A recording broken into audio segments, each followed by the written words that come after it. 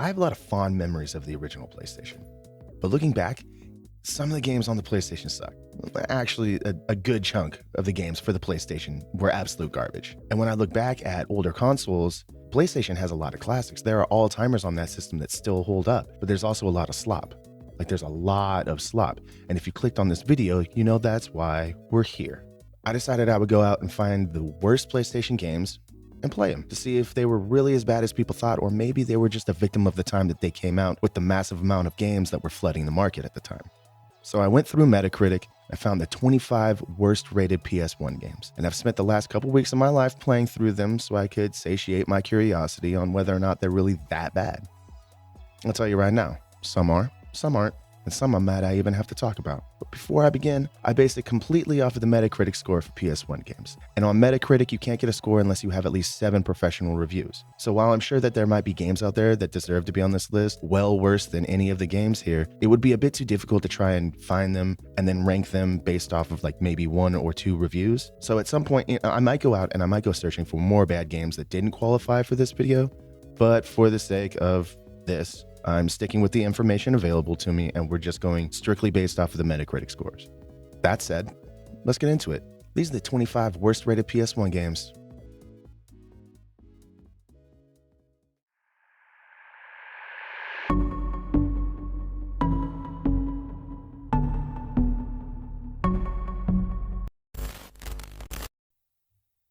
Number 25?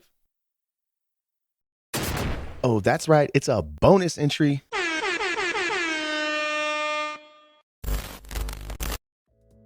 Technically, number 25 is NBA Shootout 2002, which is a game that I owned as a kid and unhappily tried to play through with gritted teeth until I could finally get a better basketball game, and I refused to ever play it again. So, it has a Metacritic score of 52, and it doesn't deserve 51 of those points because the game is terrible, but I also felt like a generic basketball game probably wasn't the best way to start off this video. So, I went out and I found that there were a couple Disney games that were tied right above Shootout. So I thought, well, that'll be a little bit more fun because Disney games are either really fun or really shit. So technically, yes, this is not a list of the top 25 worst PlayStation games. This is a list of 26 out of the 27 worst PlayStation games. Get baited, nerds.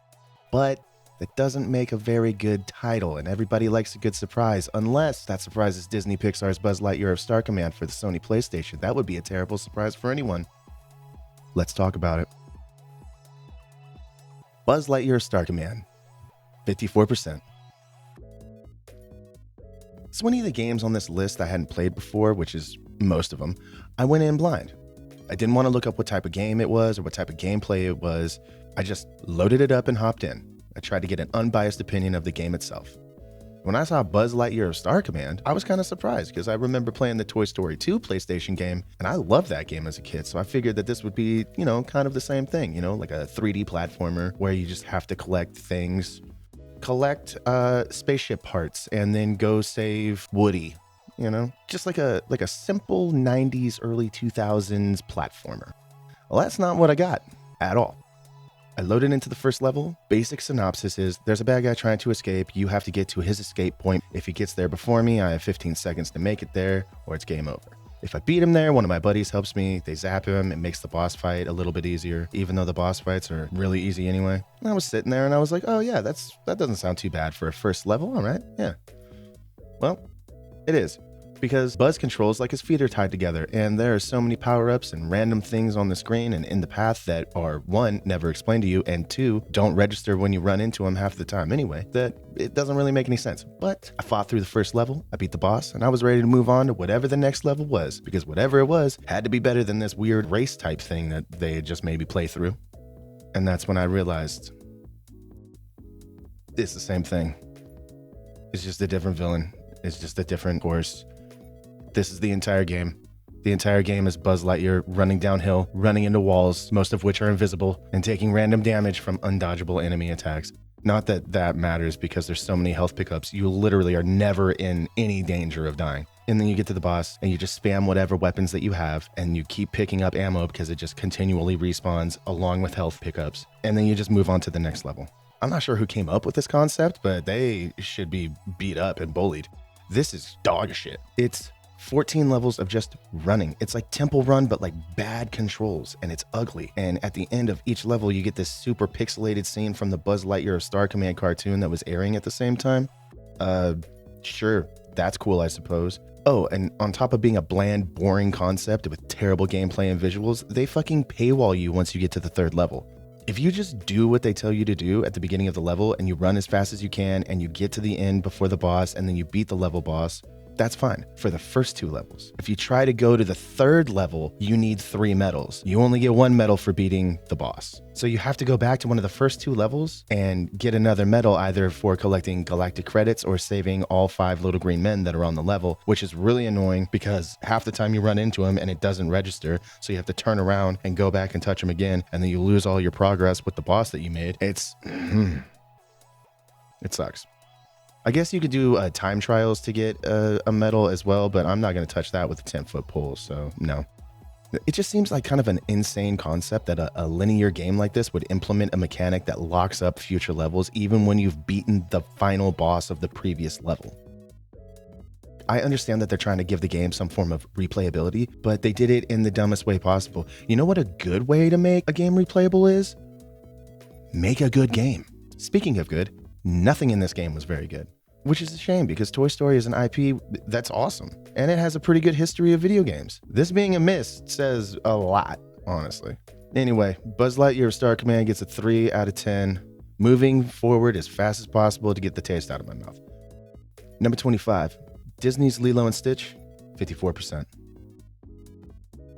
I was interested as to why this game was rated so low, and it didn't take me very long to figure out. It's a slower, boring clone of Crash Bandicoot. On the gameplay side of things, the controls aren't that bad and it's easy to pick up, but the problem is the gameplay is boring.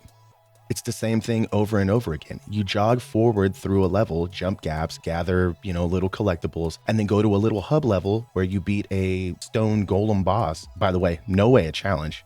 And then you just do it again. That's it. That's the entire game. It's literally the Crash Bandicoot gameplay system, but slow, like really slow. Yeah, I just don't fucking get it. Disney Interactive already found success with 3D open level platformers. Toy Story, 102 Dalmatians, A Bug's Life, Emperor's New Groove. These are all games that I played and enjoyed as a kid, but instead they decided to go a completely different direction and clone a game type that had, to be honest, already jumped the shark. People didn't really want to play classic Crash Bandicoot games anymore. They took 10 steps backwards years after releasing perfectly acceptable game tie-ins. I don't know, it doesn't make sense to me. I just don't get what made them go in this direction. That being said, though, this game is marginally more enjoyable than the pile of trash that they plastered Buzz Lightyear's face on, so it's got that going for it at least. Disney's Lilo and Stitch, it gets a 4 out of 10. It's playable, it's just not very fun. Number 24, 007 Racing, 51%. I had vague memories of playing this game from back in the day on the Nintendo 64, but I couldn't remember much about it. Looking back now, I'm pretty sure that it was just my brain trying to protect me. 007 Racing is an interesting entry right off the bat because one of the first things that you'll notice is this isn't a racing game.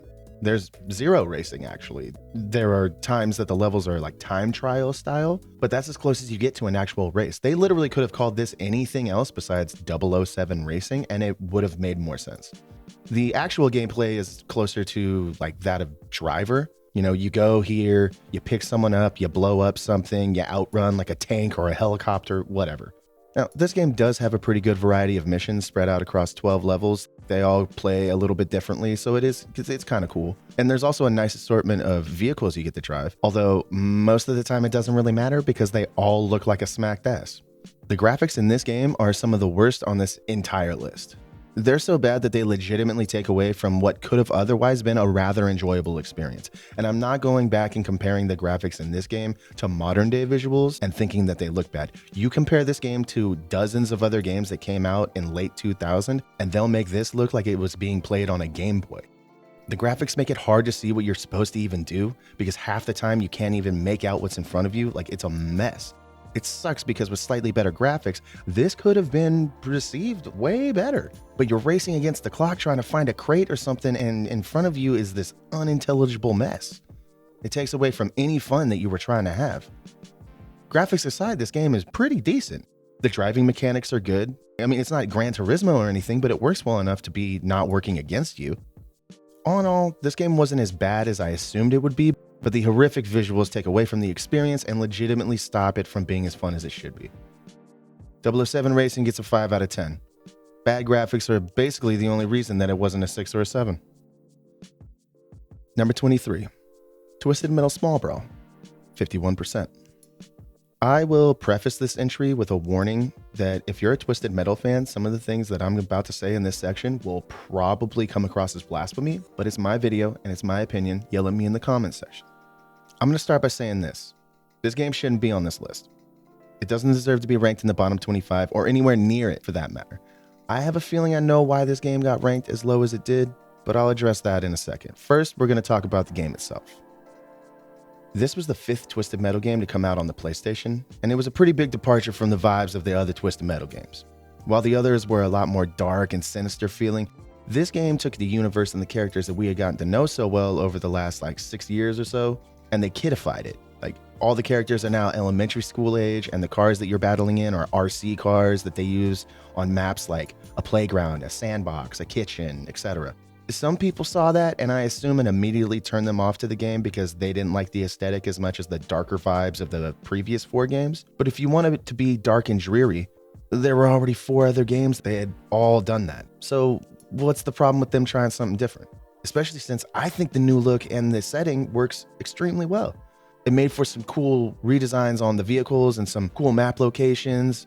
I like this aesthetic because it's different from every other Twisted Metal out there. Now, for the things I didn't like, it took a little bit to get used to the controls again, but that's more of a lack of playing this in a long time than anything else. But to be fair, it is just an outdated control scheme. It's a bit ticky-tacky, but all of the Twisted Metal games, the controls are kind of shit compared to nowadays. But honestly, the controls being outdated doesn't really matter because the game still plays great. This game fucks, dude. This shit is fun. The driving is easy to work with, but it's still easy to mess up and use your turbo to fly off a platform because you got greedy. The weapons of all the staples of the series are here, a couple new ones. The AI is actually a challenge in this game, but not the unfair degree that some of the previous titles have had them in. Everything that Small Brawl did, it did well. The only real criticism that anybody could give it based on only this game itself is that for 2001, it probably could have looked a little bit better, which is fair, but the graphics aren't bad. They're definitely not bad enough to take away from the experience that you have when you're playing it. Here is where I'm going to talk about what I actually think is the reason that this game did so poorly with the critics. And it has almost nothing to do with the game itself. Twisted Metal Small Brawl came out on the PlayStation in November of 2001. Now, see, that wouldn't be a big deal one way or another, except for the fact that in June of 2001, 5 months earlier on the PlayStation 2, we were graced with the release of Twisted Metal Black, which just so happens to be the greatest Twisted Metal game ever fucking made, and it isn't even close. So, when a few months later, after getting to see what Twisted Metal was like on the PS2, instead of getting another PS2 game, we got a PS1 game with graphics that were a tad bit outdated.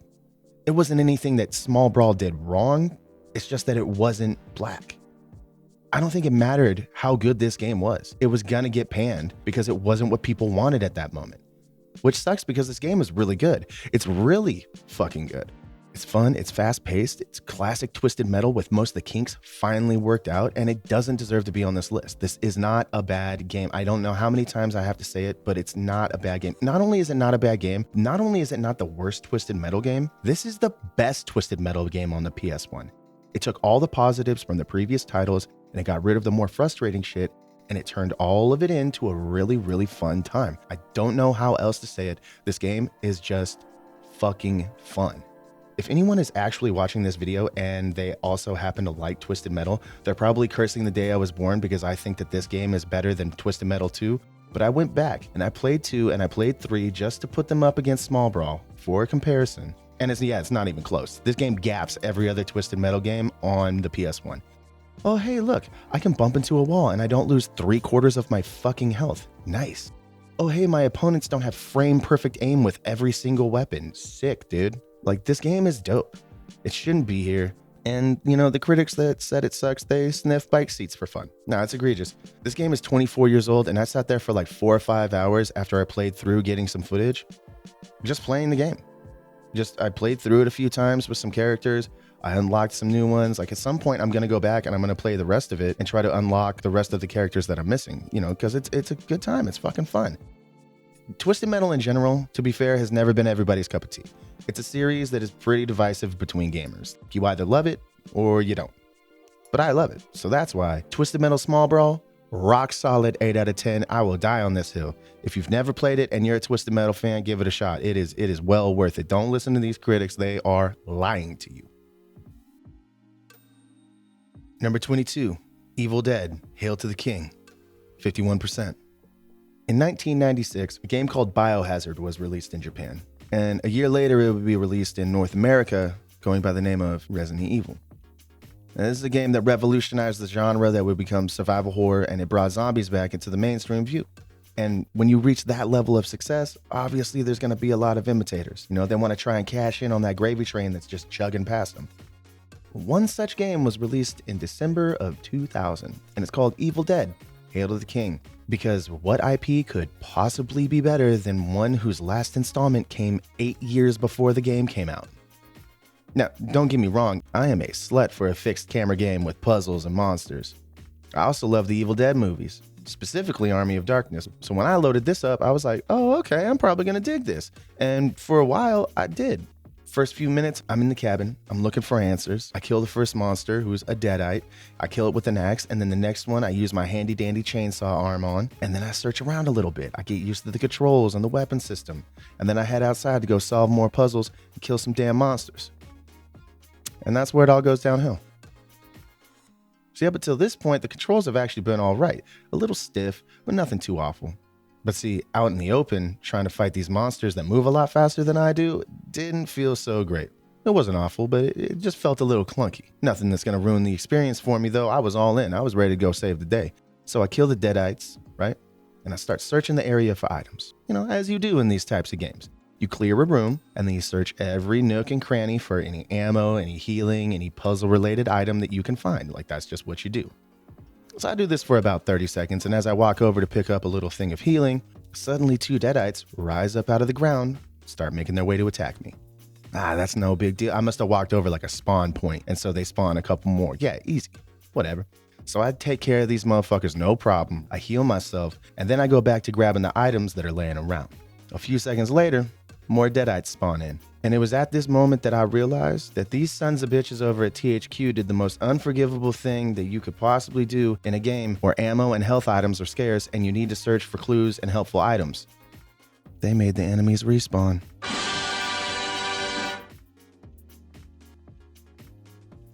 Because now it becomes impossible to search through an area well. You're too worried about deadites coming back and taking out more chunks of your dwindling health.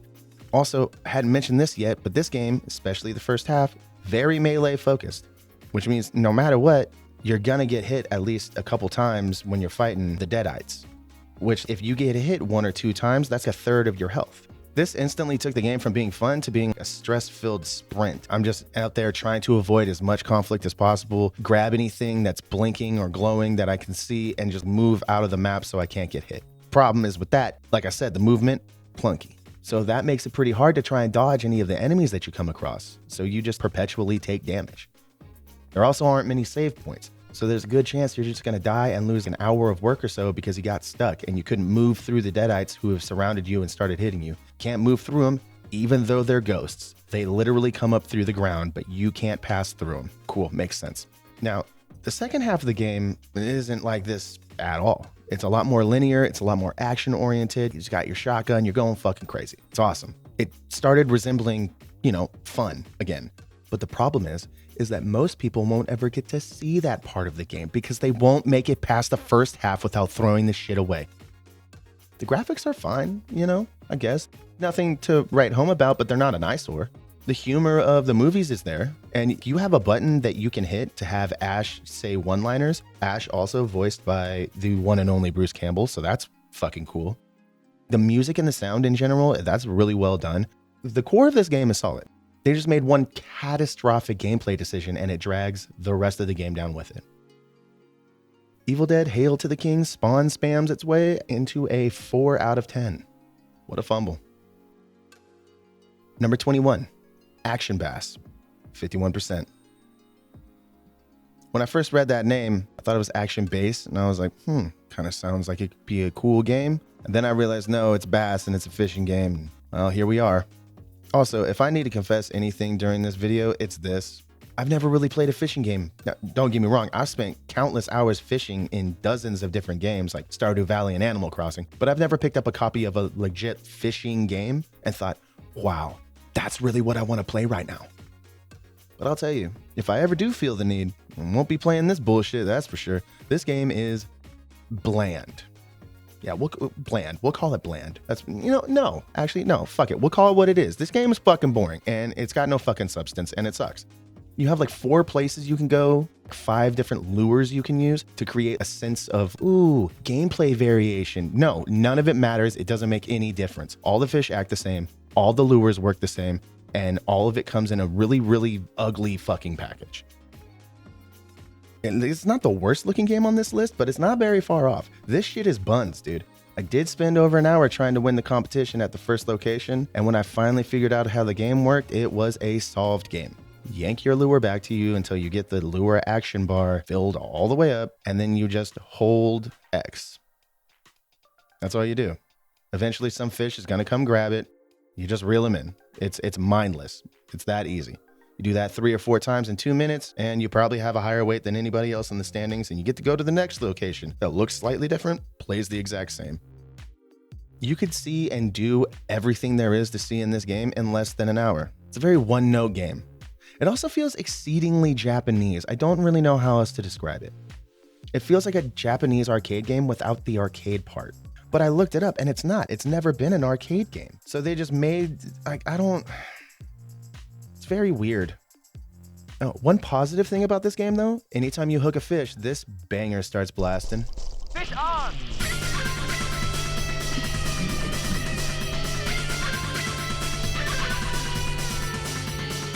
Anyway, I've already spent way too long talking about this. Action Bass gets a 5 out of 10, I guess.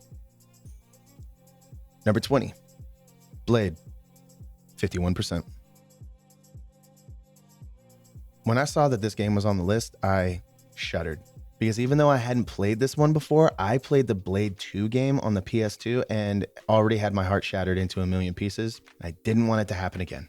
I love the Blade movies. I fucking love the Blade movies. I fall asleep to them shits all the time. Like, I fucking love Blade. So seeing not just one, but now a second horrible movie tie-in that I'm gonna have to play made me very sad. But, already in this far, so I'll just grin and bear it. That's what I thought. Game started up and I noticed that the movement sucked, which is a trend for most PS1 games, but it wasn't as bad as I thought it would be. Bad, but not terrible. I'm starting to make my way through the level, and all of a sudden, I realized I'm actually having a pretty good time. There's actually a lot of things this game did right.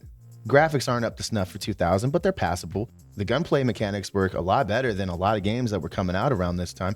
It's not perfect or anything, but it works well. The weapon system is a cool thing that I figured out about halfway through the first level when I ran into the first vampire. You see, there are humans that you fight, and the easiest way to beat them is just shoot them, because bullets are effective on them. Vampires, however, bullets don't work on. So instead of shooting a bunch of bullets into them and wasting your ammo and doing no damage, you can switch over to your sword and you dice them up with Blade, which is pretty fucking cool. Later on though, I ended up finding silver nitrate rounds, which are effective against vampires, but only that type. And if you run into a vampire and you've been fighting humans, you have to switch your ammo over, which you can do through a menu system that works actually a lot better than most games of this era. I'm serious. The menus for healing and changing your weapons, they work smooth as hell. They don't bring up like a full screen menu. It's just down in the corner. It helps you stay in the game. It's really nice touch. It works way, way better than I expected it to. And now let's talk about the issues Blade has, because, it ain't all sunshine and rainbows. Or in the case of this game, it's not sunshine or rainbows at all. This game is dark, it's dreary, there isn't any color. All the levels basically look the same. There isn't much variety at all in the rooms or doors or walls, so they just look the same because they are. There's not a ton of enemy variety, but there's enough that I didn't mind so much. The boss fights are all right, but that's it. They're just all right. One cool thing I found that this game offers you is multiple ways to finish a mission. Not kill this guy or sneak past him. They give you two completely different paths that you can take that lead to completely different parts of the map with different items, different enemies, different boss fights. And it's not much of like a super big choice because you have to pick one of the two regardless, but the illusion of choice is something that practically no games at this time were putting out. It's kind of just a cool feature. I liked it. It makes it feel like you can do things your way. I'll tell you this though, the controls, junk. The more I think about it now, actually, the more I realize the main reason this game is bad is the movement and controls. Blade suffers from the same problems that hundreds of games on the PS1 suffered from. Practically all games on the PS1 controlled like this. Single stick controls, forward and backward, and then you turn. So when you're going around a corner, you have to walk out the corner and then turn to see what is around. So many games did this. Tons of games controlled like this before people finally figured out that maybe, just maybe, the second joystick on the fucking controller could be used to do something. This doesn't excuse Blade though, because there were games that came out well before this game that did movement a lot better than this one did. Being a victim of the time frame it was released on only gets you so far. Now at the end of the day, I enjoyed this more than I thought I would, but it's still a mess. Had they cleaned some things up in the movement and made it look a bit better, the devs could have had a pretty damn good game on their hands. I'm not gonna lie, they were doing some things that nobody else was really doing, but it was not to be. Blade gets a 6 out of 10. It's not a good game, but it's also not that bad. I enjoyed my time with this one for the most part. Number 19, Army Men, World War, 50%. This game came out in April of 2000, right in the middle of a few-year period where 3DO was just vomiting an Army Men game out once every 3 to 4 months. None of them were ever that good, but this one is exceptionally bad. The graphics are the worst out of all the action shooter games that I played for this list. You are a green blob that slightly resembles a plastic army man, and you play missions where you shoot at tan blobs that look slightly less like plastic army men because they're further away. This game looks awful, man. The soldiers, the terrain, the trees, the bushes, everything looks bad. The controls are all right. I mean, the movement isn't great, but it's easy enough to get used to, and the gameplay, the most bland. Ugh, man. There is zero story. You just start a mission, and when you complete it, it moves you to the next mission. You don't even get a text field from Sarge. Good job, soldier. Like nothing. It's just loading screen, next mission start. There's also no variety in the mission. You shoot tan soldiers and blow something up at the end. This game is, man, it's just the most nothing game I've ever played. It's just nothing. No story, no cool features, no weapon variety, no mission variety. The best way that I can describe this game is to say it exists. That's it. It's just there. It's there. For better or for worse. It's a game that got made. 5 out of 10. Number 18, Army Men, Sarge's Heroes 2, 48%. This was a surprise for me to see on here because from what I remembered at least, I thought people liked the Sarge's Heroes games. I guess not though, at least not the people who reviewed it. I actually had a fairly good time with this game. The platforming controls are, dog shit, but the shooting and the movement work pretty well. It also helps that this game is everything that World War wasn't.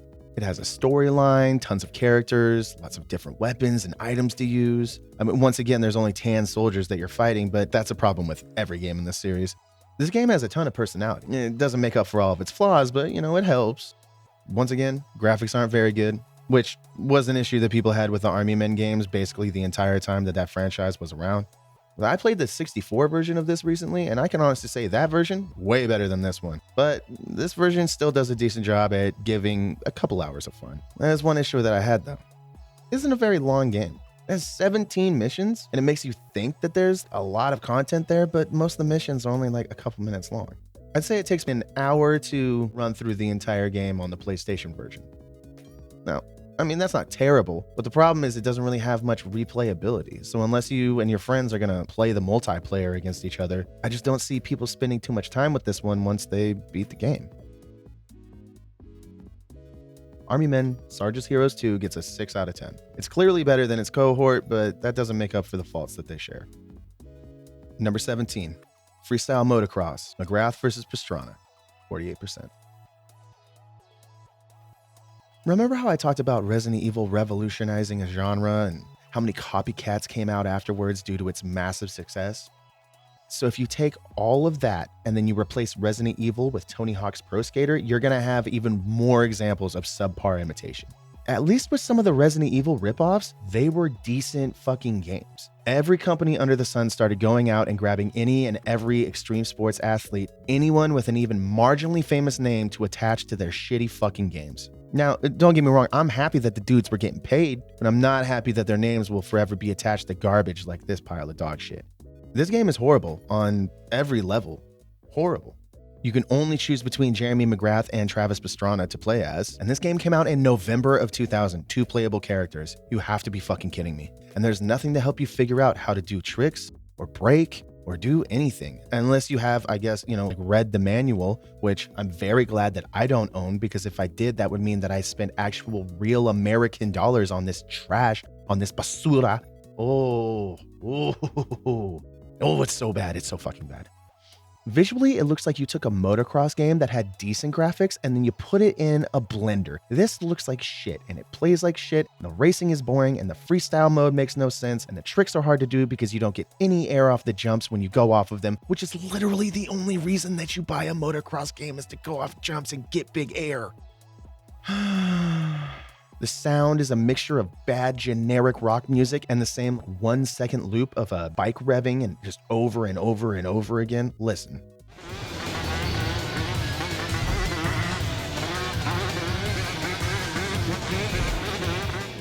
Yeah, sounds great. This game isn't fun, and Acclaim should be ashamed of themselves for putting this bullshit out. Oh, but don't worry. This won't be the last time you see Acclaim on this list. Oh, no. No, they were experts at swindling kids out of their hard-earned allowance for horrific video games, but more on them later. This game gets a 2 out of 10. I already deleted the ROM, so I never even have to see the name again. Number 16, PowerSpike Pro Beach Volleyball, 48%. This somehow isn't the worst volleyball game I've ever played. Don't get me wrong though, this game fucking blows goats, but it's not the worst volleyball game I've ever played. You can pick between a bunch of people you've never heard of to play a sport you don't care about, and when you play it, it's just a 1-button game. X to serve, X to dig, X to spike, set, block, dive, X to do everything. There's nothing beneath the surface to make the gameplay any deeper. It's just the X button. 3 out of 10. I'm not wasting any more time on this. Number 15. MTV Sports, TJ Lavin's Ultimate BMX, 47%. THQ, these fucking pricks, man. Yeah, go sign the coolest fucking guy on the planet just so we can make a game and make sure that any kid that buys it hates him afterwards. This game was supposed to compete with the Activision Matt Hoffman game. It didn't.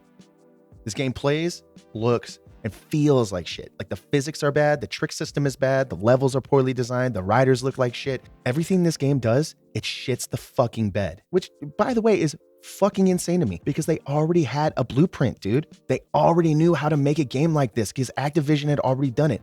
All they had to do was take it and tweak it just a little bit. But they took it and they microwaved it instead until it blew out like a fucking hot dog. This was a layup. All you had to do was get close. That's it.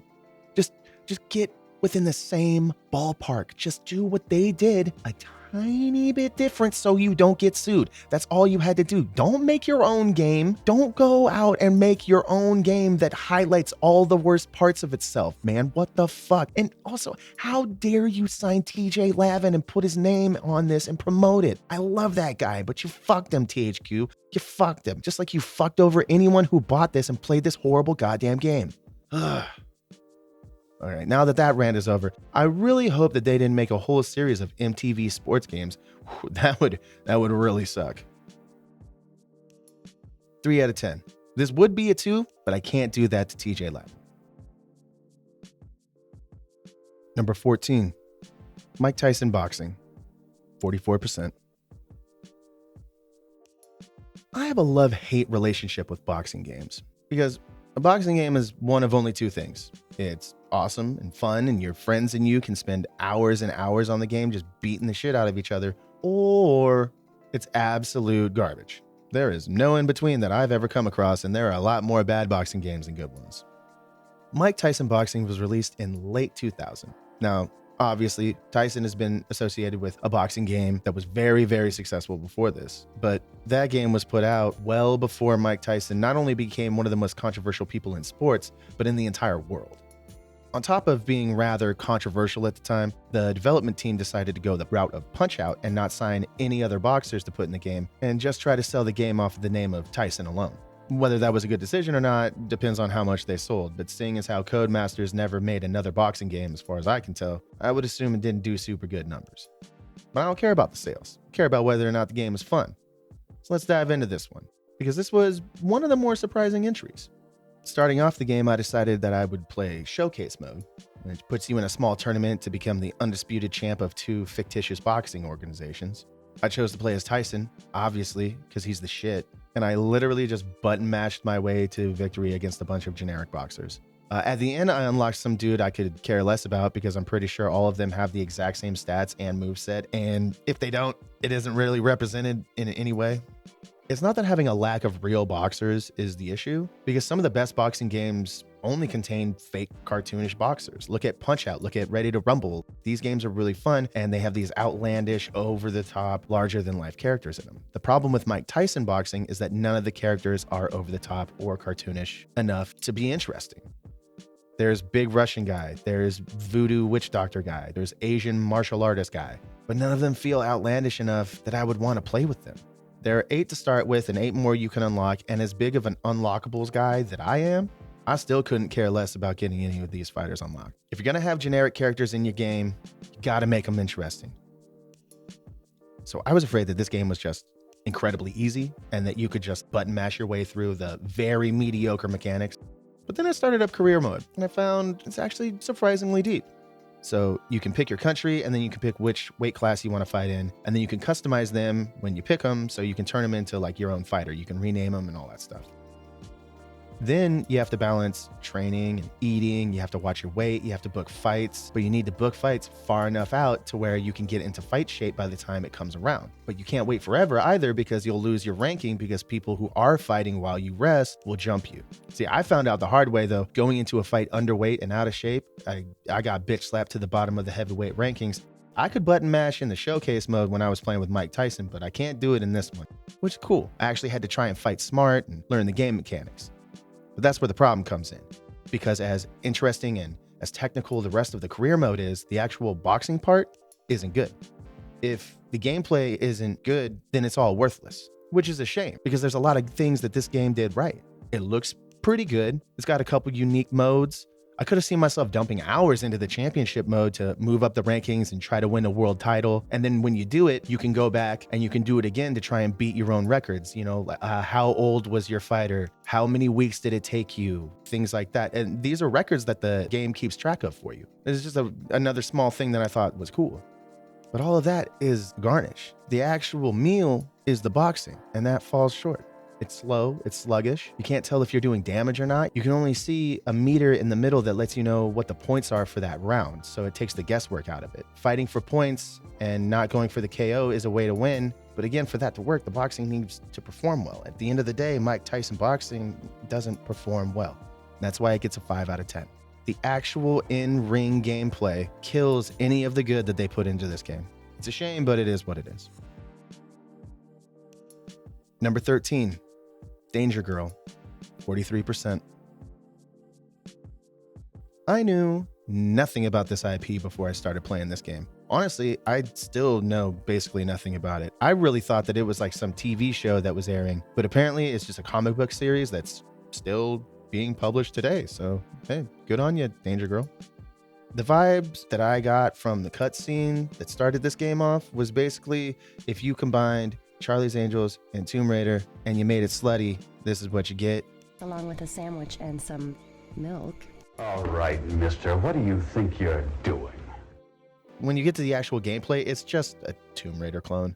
Each mission, you take control of one of the team members, you get to wander around disarming bombs, hacking computer terminals, shooting bad guys, all in the name of national security or something like that. I don't know. I started skipping the cutscenes after the first mission. but gameplay-wise, this game is actually kind of good. I mean, it's still and there are certain mechanics that I really, really hate, like the lack of checkpoints, but most of them are annoying and not deal breakers. The graphics are pretty standard, nothing special, but they don't look bad. Movement, as always, takes some time to get used to, and this is heavily influenced by Tomb Raider, so it's a familiar type of clunky that I can at least work with. Now, don't get me wrong, this game does not control as well as the Tomb Raider games do, but it's close enough to have one of the less frustrating control schemes on the list. The weapons and gadgets you get to use are another high point. The game doesn't hold your hand and baby you like a lot of other games in this genre do, so getting through the mission can actually take some trial and error, which is refreshing. With that said, the missions can also become incredibly tedious. Wandering around for 10 to 15 minutes just to get blown up by accident, resetting all of your progress, that kind of sucks. Like, it's frustrating, but again, it wasn't really uncommon in games like this. Like, that's how it was with Tomb Raider as well. Like, if you died, you went back to the start of the level. I think the main reason that this game gets a bad rap is because at the end of the day, it's an obvious Tomb Raider ripoff, and while it tries to mimic everything that Tomb Raider does, it doesn't do any of them that well. Movement is worse, fighting is stiffer, graphics are worse, level design is very generic, and I mean, we're talking about Lara Croft. You can't half-ass that. It's not that this game is horrible, it just doesn't do anything special either. It's a victim of its own genre being too good at the time. I give it a 6 out of 10. They almost had something good here. It has all the pieces, they just couldn't put them together correctly. Number 12, ECW Anarchy Rulz, 43%. Well, look what we have here. Our old friends Acclaim. I'm not going to focus on this game for too long because if I do, I'm going to get legitimately upset. So I'll just give you guys a quick rundown of what these bastards at Acclaim did to the wrestling genre for like 3 to 4 years. To do that, let me elaborate on the state of wrestling games at this point. In the mid to late 90s, wrestling games really weren't at their best.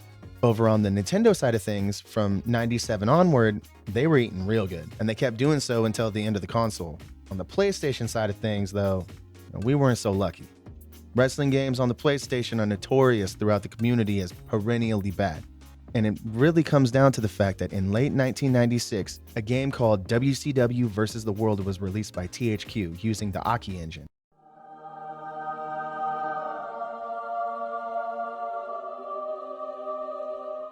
It didn't look super great, but it laid down the blueprint that they would later carry over to the 64 and use to create some of the most beloved and respected wrestling games of all time. It was the only game using the Aki engine that ever released on the PlayStation 1. THQ and Aki focused on the 64 and made WCW NWO World Tour and Revenge, both of which people loved. And in 1998, WWF announced that they weren't going to renew their contract with Acclaim and signed with THQ, using the same engine to release WWF WrestleMania 2000 and later on, No Mercy, which many fans consider to be either the greatest or the second greatest wrestling game of all time. Now, did they take any of these amazing games and port them over to the PlayStation? Did they share the love with the people not fortunate enough to own both consoles? No, they didn't. Instead, starting in 97, horrible wrestling games just started being shoveled out to the disappointment of any wrestling fan who happened to own a PlayStation. Games like WCW Nitro, Thunder, and Backstage Assault were released to the misery of anyone who played them. But while those three are fucking terrible, the games being released for the WWF at that time were somehow even worse. In 1989, WWF signed a 10-year deal with Acclaim to basically give them exclusive rights to produce WWF video games, which was a horrific mistake. So when the Monday Night Wars were happening at their peak and wrestling was like the hottest it has ever been or will ever be, fans were scrambling for any wrestling game they could get their hands on. Mind you, at this point, wrestling games weren't anything like they were going to be. Acclaim decided to cash in on the success of wrestling during this period, and in 1997, the year of our Lord Jesus Christ, look that up, these assholes created their own engine for wrestling games, an engine that they would keep using for years to come, even though it was dog shit. WWF Warzone released in 1998, and it was shit. Especially when you compare it to the WCW games being released over on the 64. It was apples and oranges. Did Acclaim go back to the drawing board and try to make things better? Of course not. They used the money that they made from that horrible game to turn around and make WWF Attitude, a game that looked just as bad, played just as bad, and made everyone just as sad as the game that came before it. Thankfully, after 2 back-to-back shitters, WWF smartened up and decided they wouldn't renew their contract with Acclaim. At the same time, WCW moved on from THQ and signed with some little-known company called Electronic Arts. I don't know, I'm sure they didn't really do anything else. But that left the door open for the WWF to swoop in and sign with THQ, who went on to produce the SmackDown games for the PlayStation, finally giving owners of the console the wrestling games that they had been begging for years. And everyone lived happily ever after, is what I'd like to say. But after getting dumped by WWF and laughed at by WCW, Acclaim turned their attention to their more hardcore younger brother, a small group of psychos wrestling out of a ballroom in Philadelphia that changed wrestling forever. ECW. ECW signed a deal with Acclaim, and instead of trying to make a decent game for them, they just plugged new names and faces into their fucking 3-year-old engine, and in February of 2000, they released ECW Hardcore Revolution, and it was terrible. And then just 6 months later, in August, they plugged in the same faces and released ECW Anarchy Rulz, the game that I was supposed to be talking about this entire time. But I don't want to talk about that game because it makes me sad. In 2001, ECW went out of business, and the only official video games we ever got from this awesome revolutionary company were these 2 steaming shit piles that Acclaim gave us. I hate these games. I hate this engine. I hate Acclaim for their repeated crimes against gamers everywhere. I hate it all. I don't need to explain to you why this game is bad because the footage on the screen that is playing in the background right now probably does a good enough job all on its own.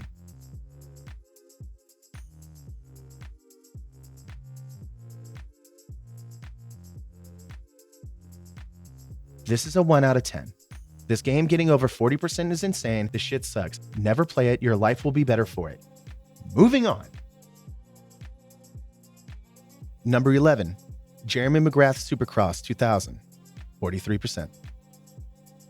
Well, now that I've gotten my lifelong hatred for Acclaim out of the way, I don't have to talk about them for the rest of the...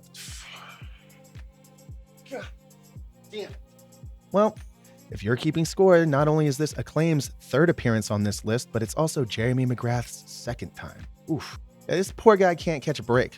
He's got one of the worst rated PS2 games of all time as well. Guess who made that one? But why is this game here? Well, on the surface, it should be better than the other motocross games on the list, strictly just because there's more maps, there's more people you can play as, and the last game was incredibly limited in both of those. And here's the issue, though. This game came out before McGrath versus Pastrana, which means all the issues that I had with that game are even worse in this one. The racing mechanics are worse. The graphics are worse. The trick system is one of the most convoluted and poorly executed things I've ever seen. And on top of that, it doesn't even have a move list. I had to scour the internet to try and find one of like the 2 guides that anybody ever made about this game just to find out how to even do tricks. Now, I'm sure some little kid in 2000 had some amount of fun playing this game because they didn't know any better, but I do. This game blows, but it gets the same score as the other one, based purely on having more than 2 people you can play as. 3 out of 10. Sorry, Jeremy. Number 10, ATV Quad Power Racing, 42%. Oh. If there is a God anywhere out there somewhere, please just give me the sweet, sweet release of death. Oh, the only way that I'm getting through this is because I can look at their Wikipedia page and I can take solace in the fact that this shit-ass dick balls company went belly up in the middle of 04. If only it had been earlier.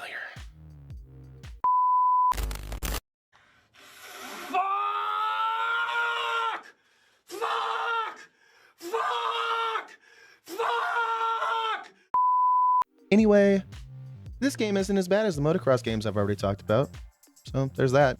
It doesn't handle very well per se, but it handles better than any of the other extreme sports games on this list. So I have to give it at least a little bit of credit. That said, there's nothing to this. It's incredibly basic game modes, race mechanics, courses. It has limited locales. It only has 4, but then it creates 4 different races on each of them. And that feels kind of lazy, but I could let it go if it didn't just look like dog shit. The environments are ugly, man. There's no 2 ways about it. There's solid walls, paper thin. You can see the other side of the wall that's supposed to be like a tree line. Like the trees look like there's something out of Paper Mario. They're so flat. This game looks like a reverse acid trip. Everything is just completely as devoid of vibrance as possible. It's not good. but it is a step up from the last few games. So ATV Quad Power Racing gets a 4 out of 10, basically on par with its Metacritic score. So, all right. Number 9, MTV Sports Skateboarding, 40%. MTV Sports at it again, ruining the name of another respected athlete. Remember my rant about how the TJ Lavin BMX game had a blueprint to follow and they fucked it up big time? Yeah, that's exactly what happened here, but somehow it's even worse. This game looks like shit, controls like shit, does everything Tony Hawk does except make sure that you can't have any fun while doing it. The only things that this game got right was 1, scroll through the playlist and pick the song that you wanted to hear on the level that you were about to play. And the second cool thing they did is they just had a good selection of skaters, including one of my goats, Stevie Williams. Other than that, though, this game is just completely unenjoyable. I tried for 15 minutes to figure out how to hit the mega ramp. I even switched to Danny fucking Way, you know, the guy who invented the fucking thing. Still couldn't make it across. And I'm not sure why. I don't know if I'm like supposed to ollie at a certain time, but the game mechanics are so bad that you can't really ollie when you want to. It just like kind of does it automatically. It's really weird, man. Anyway, I just gave up and I docked another point because I feel like it. Fuck this game. 2 out of 10. Number 8, WCW Backstage Assault, 40%. So this game was released after WCW signed their contract with EA. While WCW Nitro and Thunder were pretty bad, this game makes them look like all-time greats. Mind you, this is a wrestling game that doesn't take place in a wrestling ring. Like there's no wrestling ring in this game. I played this back in the day and I hated it, and I still do. I get what they were trying to do here, and honestly, done correctly, this could have been a really awesome game, but they created an arena fighter that plays like it needs to be oiled. It's slow, it's creaky, it's plodding to even move. It's the exact opposite of what you would want in a game like this. There's nothing here that makes it worth a second look. If you want to play a wrestling game from this era, go play literally any other wrestling game ever. If you want to play a good wrestling game from this era on the PlayStation, go play SmackDown 2. Steer as far away from this one as you possibly can. WCW Backstage Assault gets a 1 out of 10. Number 7, Resident Evil Survivor, 39%. I was very sad to see the name of one of my favorite franchises of all time on this list, but I know why it's here. Here's the deal with Survivor. You need to play it on a CRT with the light gun. If you play it with the light gun, it's actually a pretty fun little jaunt through the Resident Evil universe. But if you don't play it with the light gun, you're aiming manually with a controller, which does not translate very well. It's doable, and once you get used to it, it's not very hard at all, but it's just not very enjoyable to do either. It's not an enjoyable thing to try and make a controller work on a game like this. Imagine playing Time Crisis or House of the Dead with a controller. It wouldn't be any fun. Now, besides that, the main issue I have with this game is the voice acting is so goddamn bad. Like, even by the standards of early gaming voiceovers, these are wince-inducing. Like, it hurt my soul to listen to them. A murderer? What are you talking about? Answer me! Other than that, the graphics look pretty decent, and it's cool to see a first-person Resident Evil game a good 15 years before they decided to take the series' mainline titles in that direction. But I'm a huge mark for Resident Evil, and I can have a good time playing any Resident Evil game. Like, I had a good time playing back through this. This is a very unique entry on this list because it has a very unique problem. So I'm going to solve it the best way that I can think of by giving it 2 separate ratings. No light gun, 4 out of 10. With a light gun, it's a completely different experience. That being said, do not play this with only a controller unless you're obsessed with Resident Evil, because this shit is rough. If you can find a light gun and a CRT and a PlayStation and a copy of Resident Evil Survivor, you will have a good time. I promise. Number 6, Duke Nukem Land of the Babes, 37%. You know, anytime I see Duke Nukem on the title of a game, I assume that it sucks.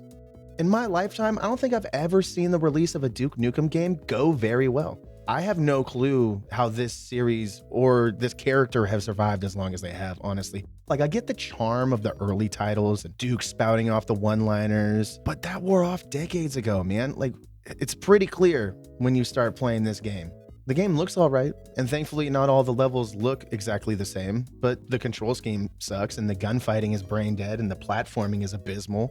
Scantily clad pixelated chicks and one-liners from the main character can't fix the core of this game, which is It's just a basic soulless shooter thrown together probably just to keep the license active, I would imagine. And if it's not there to keep the license active, there's even less of an excuse for this. They got some cool gun variety though. 3 out of 10. Good intentions showered in poor execution. Number 5, The Simpsons Wrestling. 32%. This game is legendary, and not for any positive reasons, but legendary nonetheless. Every list of worst wrestling games, worst PS1 games, worst games of 2001, or any basic worst games list ever, there's a good chance that this game is on it. I was actually surprised that it wasn't closer to first place when I started making this list. So I played this game when it first came out, and I took it back to Blockbuster the very next day and I rented something else. And not only did I do that because it was bad, but it's also because I beat the entire game in like 2 hours. You could probably make a run through all 3 championship circuits in this game with every character in less than a day. That's not good. The fact that this has wrestling in the title gives off the illusion that it implements any form of wrestling mechanics into the game, but it doesn't. The entire game just happens to take place in a wrestling ring. That's the only reason they put it in the title. Outside of that, the gameplay is atrocious. You have 3 attacks. You have your combo attack that you won't be able to pull off most of the time due to your opponent. Your range attack does good damage, but it charges slower. And your special, where you hit circle and then it just auto attacks for you for 10 seconds and does a bunch of damage. Certain characters like Krusty and Apu are overrated, and others like Homer and Barney are as useful as a shit-flavored lollipop. Oh, and you can jump attack if that means anything to anybody. So your gameplay options are as follows. Mash the combo or ranged attacks, or charge until you get your special, repeatedly use it until your opponent's health runs out, and hit L1 to pin them. That's it. That's the whole goddamn game. No storyline at all, no substance, horrible visuals, worse gameplay, bad taste of wasting my bandwidth downloading this ROM. I can't imagine how people who bought this game felt when they opened the case and popped it into their PlayStation. The pure rage they must have felt. What an irredeemable stack of turds. Don't ever play this game. 1 out of 10. Number 4, Mortal Kombat Special Forces. 28%.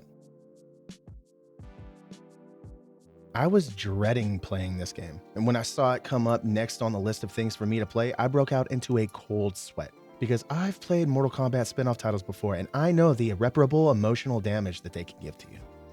And after a very underwhelming opening cinematic, I loaded into the first mission and started having a moderate amount of fun.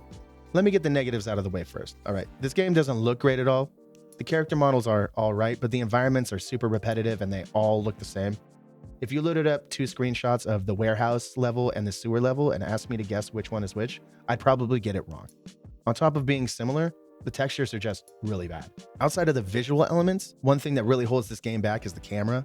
If this was just a third-person game with a camera that followed you, this game would actually probably get a lot more praise, but the way that the camera is set up is it's a top-down style, and it ends up leading you into a lot of blind spots where you walk around a corner and immediately start getting shot. Enemies also have perfect aim. If they shoot at you, they hit you. Every bullet, every time. The last negative thing I have to say is that this game isn't long at all. There are 5 missions. 5. That's only 1 more than 4 and only 4 more than 1. It's an extremely short campaign, one that only took me a little more than an hour and a half to run through. Besides unlocking cheat mode, you don't really have too many reasons to go back and play the game through again after you beat it, unless you just really enjoy the gameplay. Speaking of, let's get to the positives I found throughout my gameplay. First off, the combat system is something that apparently a lot of people didn't like, but I liked it a lot. I could see why people wouldn't like it, but leveling up and unlocking new combos that I can use in hand-to-hand combat was something that I can get behind. Also, the movement in this game is awesome. It's probably the best movement of any game on this list because it's simple. You push right, you go right. You push up, you go up. I know it seems like a no-brainer by nowadays standards, but you would be surprised how many games couldn't wrap their head around this type of movement scheme back in the day. It's easy to control, and once you get used to the combat, it's a pretty smooth experience. Starting in the second level, you start running into people with weapons a lot more, making it necessary for you to be more careful and look around more and try not to get lit up by the guns that they're carrying. It can get frustrating losing health because you basically can't avoid getting shot at least a couple times, but the presence of health pickups all over the place, it makes the levels a lot more manageable. There's a good variety of enemy types and objectives throughout the missions, and honestly, I enjoyed my run through this game. But unless I decide to speedrun it or something, I have no reason to go back and revisit it. And spending under 2 hours to get to that point isn't an experience that anybody should have had to pay for. Because of the short length and the subpar environments, even though I had a good time, I have to give this game a 5 out of 10. If there was like 2 to 3 more missions, it could easily be a 6, maybe higher. But they gave the promise of a full game experience and it lasts under 2 hours. I can't justify giving anything that does that higher than a 5. I will say it again though, I enjoyed my time with this game and I think it's definitely worth a playthrough. Number 3, HBO Boxing, 26%. I wish I could explain to you how not excited I was to play this game. I already reviewed a boxing game that I didn't have very much fun playing, and that game had a score that was almost 20% higher than this one. So I didn't have very high expectations going into this one. And thankfully, I had braced myself for it because this game goes out of its way to meet whatever low expectations you have and never exceed them at any point. Ooh, by the way, let's take a small break and let's play a Who's That Pokemon style quiz to see if you can guess which developer made this game. That should be fun, right? Here we go. Who's that? Game publisher. It's Acclaim. 5th and final appearance on this list, by the way. Anyway, HBO Boxing came out a month after Mike Tyson Boxing, and like the game that came before it, it had all the tools to be a good game except for the actual boxing part. This game, however, makes the not very fun boxing mechanics of Mike Tyson Boxing feel like Fight Night round fucking 4. They didn't even try here, man. It's awful. Everything feels robotic and slow. You can load up and connect on like some giant overhand right, and it feels like you hit him with a pillow. There's zero sense of impact or damage being done until suddenly somebody just falls over. The graphics also look awful, but that's like par for the course with Acclaim games at this point, so it shouldn't be a surprise. What's crazy though is this game had even more going for it than the Tyson game did. The roster is massive. They got 36 boxers, and it's like a who's who of legends. I mean, you got the guys on the cover, you got George Foreman and Roy Jones Jr., my GOAT, but the names in this game are crazy. Rocky Marciano, you got Vinny Paz, Arturo Gatti, Joe Louis, Sugar Ray Leonard. This roster is sick. Oh, and on top of that, you got 12 real life venues that you can choose from. It's got super customizable rule options, so you can play a technical fight or you can play a wild brawl if you want to. You can adjust those settings. The career mode that they have is almost exactly what games like Fight Night started doing years down the road. In-depth training, management. You can spend money to hire a better cut man to help you recover between rounds, or you can get a better agent to try and challenge for better fights so you can earn more money, or you can spend your money on training to increase your stats before your next fight. Like, it's all up to you. It's really in-depth, and it's something that I could have seen myself getting sucked into if the boxing part was any good, but it's not. It's just not. I was bummed about the Tyson game because I saw some untapped potential in it, but this game is borderline heartbreaking. This game did everything right except for the one thing they needed to nail. I shouldn't have expected anything from this bullshit ass company, but it's still irritating to see so much get left on the table. 2 out of 10. Number 2, Kiss Pinball, 26%. Okay, let me preface this entry with this. If you like Kiss, or you like pinball, or you like both, stay away from this game. Pinball video games, to begin with, are usually pretty shit. This barely even qualifies as a game. It's actually closer to a scam than anything resembling a video game, because it is a scam. This was just a cash grab from the merch monsters that call themselves Kiss. Growing up in the 90s, for some reason, even though they hadn't been relevant for like a decade, everywhere you went, there was Kiss stuff.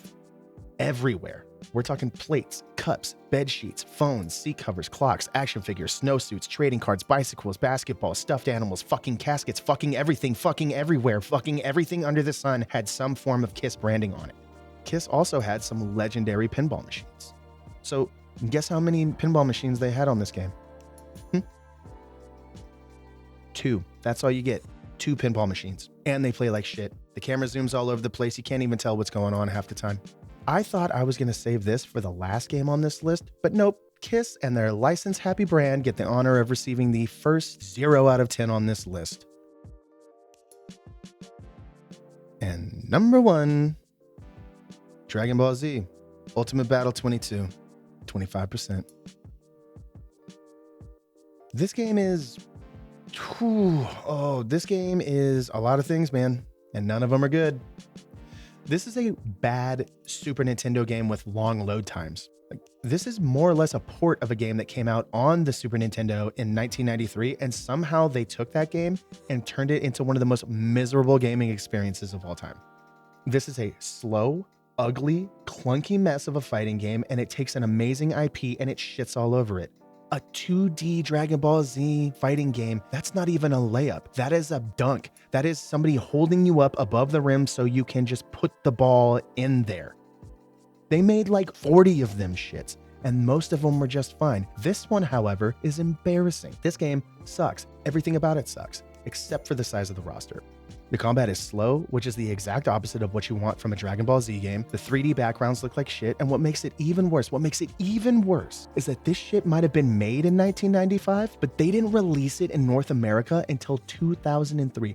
Budokai had already been out for a fucking year at that point, and that's when they decided to port this one over and not fix anything and just drop this fucking flaming bag of horse shit on our doorstep. Get the ever-loving fine fuck out of here with this shit. This game deserves to be at the bottom of the Metacritic ratings, because I'm not exaggerating when I say this. Without a shadow of a doubt, this is the single worst video game experience that I have ever had, and I've played some garbage in my fucking time. You know, I tried. Guys, I fucking tried to find something that I could latch onto and be like, oh, hey, look, it actually isn't that bad. No, it is. It is actually that bad. And nobody should ever play this or ever think about it again. 0 out of 10. May God have mercy on the souls of the men who made this game.